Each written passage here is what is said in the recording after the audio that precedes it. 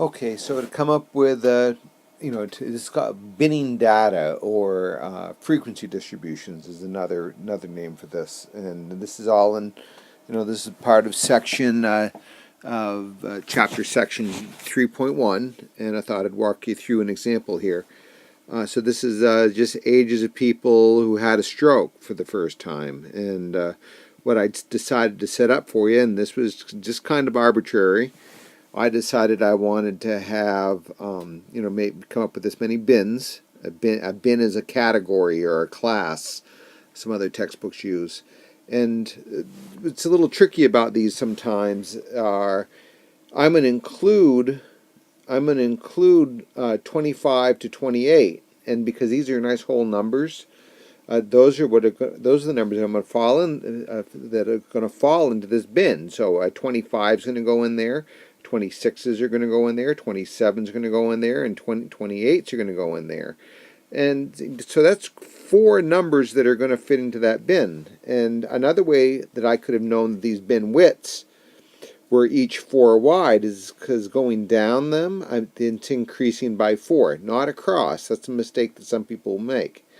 You want to think about the bin widths going down from one bin to the next.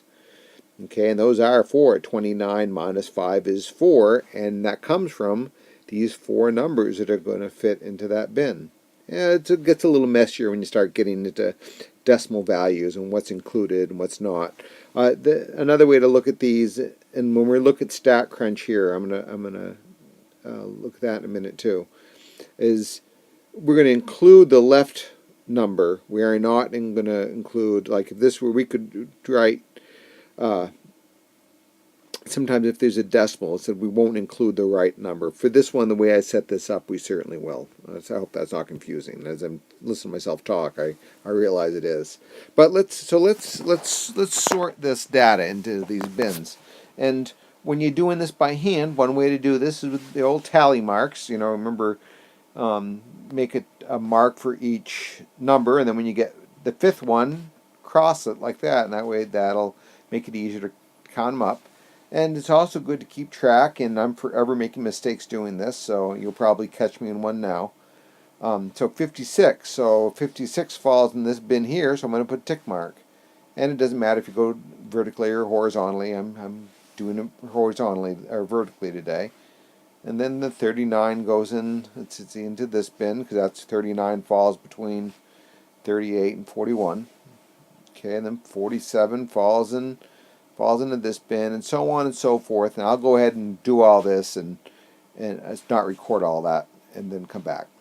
One thing I just noticed as I'm sorting through these, and I've had people ask me this, is I've got two 43s right here, and yes, you count both of those. I just put those. That was for the first 43, and that second number is for the next.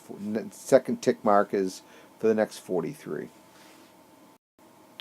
So I've done this counting, and I've got those numbers sorted into these bins, and it's entirely likely I made a mistake. If you went and checked my work, I wouldn't doubt that I made one. The important idea is that you see what's happening, and then we can use technology to do most of this work for us. And then, in this day and age, that's what's important. I will walk you through this once by hand just to get an idea, and then in a later video, I'll use StatCrunch, or we can even use a spreadsheet to do this, but we do have StatCrunch, access to StatCrunch, so I ought to show you how to use that. So anyways, there's two ways you can go with a frequency table or a relative frequency table. If we're just talking about the frequency, all we need to do is change these tally marks into numbers, and I'm just going to record those right there. And I didn't even have anything fall in that last bin, so I'm not even going to worry about it.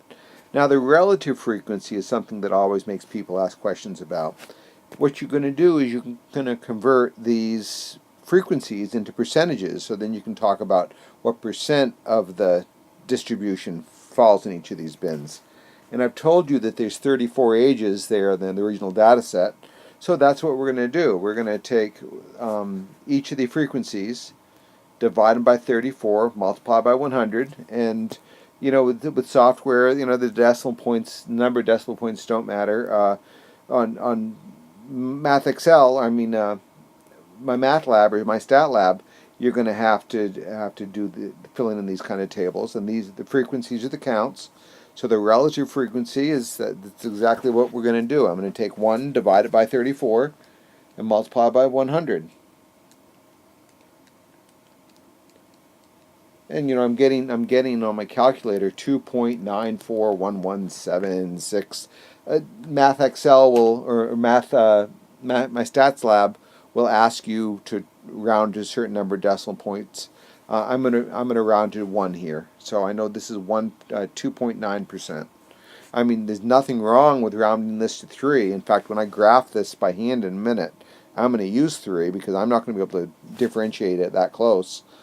Even 3 will be will be challenging, but that's how you change frequencies into relative frequencies.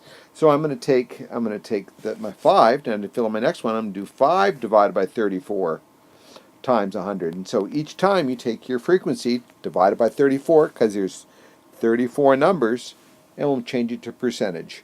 So I'll go ahead and do that without recording that. Converted these all to percentages. It might not add to 100% because of rounding. It might not add to 100% because I miscounted. It should, though. It should be close to 100% if you find the sum of those percentages. Okay. I think I'm getting 96, and again, I might have added something in wrong, but it's in the ballpark. Now, how do you do a graph for this? Well, labels are important, and so what I'm going to do is I'm going to go to another page here and show you how to set this up by hand, and then we'll later do ones with StatCrunch. I think I just spotted my error here. That shouldn't be 3. That should be 9%, and that would make up for my missing percentages. And so that explains that. So I'm glad I spotted that. So, and how do we make a bar graph? I mean, a histogram for this, and that's an important thing about the differences between a bar graph and a histogram. A bar graph will have categories along the x-axis, like categorical variables. What do we call in this book? Qualitative variables will be along here. So they'll be like model car or year in school or an age group could be that, depending. An age group could also be a histogram. Because what's important is that we have a continuous or a relatively continuous set of values that are quantitative on the x-axis.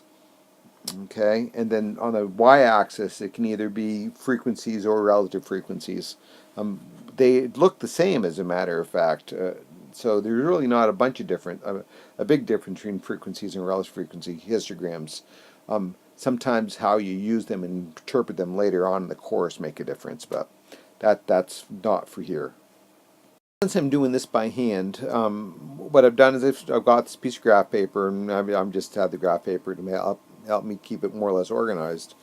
And what I want you to see is we're trying to graph the ages along the x-axis, and because each of my bins are 4 wide, if I had enough room here on my screen, I would have done every line worth 1. I could have done every line worth 2. 2 years. It doesn't really matter, but what's crucial is that whatever width you decide to use, is that the bars in your histogram are the exact same width. Where companies get themselves in trouble is they don't use the same width bars, and that's what makes for a skewed result. You see I kind of ran out of room here, and I'm going to try to fix this, but so what I'm going to do is basically, and all I did is I just went right down the lower limit here on my table. Let's see what I had, 25, 29. So even though my table this goes at 28, I don't have any numbers between 28 and 29. So it's perfectly safe to say that when I draw my bars, I'm going to use this whole entire width for that first bin, that whole entire width for the next bin, and so on and so forth. Now to label my vertical axes, I've got to be able to graph up to 18. 18 is my highest number. So if I count up these lines, if I have 18 lines, you can make every line worth 1. If not, I'll have to do some kind of scaling. 2, 3, 4, 5, 6, 7, 8, 9, 10, 11, 12. Lost count. I'm going to do this not recorded and write this in. So, just by chance, I have more than 18 lines on my vertical axis. So I just had every line worth 1. So that's pretty easy. And notice what I did is I counted up 5 lines, wrote the 5 more lines, 10, and these are percentages. I should communicate that to people by writing that this is a relative frequency. Okay, that way I don't have to put a percentage there. People understand that. And then to draw your bars, I've got my first class, as I'm going to round that to 3. So I'm just going to count up three lines, and that first class is going to have a bar 3 wide. And then the next class is 15 high. So I'm going to come up for those across those 3 bars. I'm just going to put it up to the 15 mark. Okay, and that's getting a picture of this distribution. And you can color it in if you want. I just did. And you just continue this pattern. So for the next class, I'm going to go up to 18. So that's 3 above that. And notice each of these are 3 bars wide because that's what I established was going to be my width. We'll certainly see some, and I'm sure you will be able to find some as you start looking for statistics online where they didn't use the same width bars. Okay, so I'll go finish this and then we can take a look at it and talk about shapes. So here's my finished relative frequency histogram. It's a tough call for a shape. I don't know if this is what I'd call this. I guess I'd have to look at maybe some other numbers. So you can look at the mean and the median and compare those. I don't know what I'd call this. Indeterminate shape. Maybe symmetric, bimodal, maybe. I don't know if I'd go go that far yet. But that's how you do the process of sorting your data into bins. Then you can find your relative frequencies, and then you can make a bar graph from that or a histogram from that. Okay, and then we're trying to decide on the shape. And as I said, this one's a tough call. So what my next video is going to be is how do you do this with StatCruncher software. Okay, hope this helps.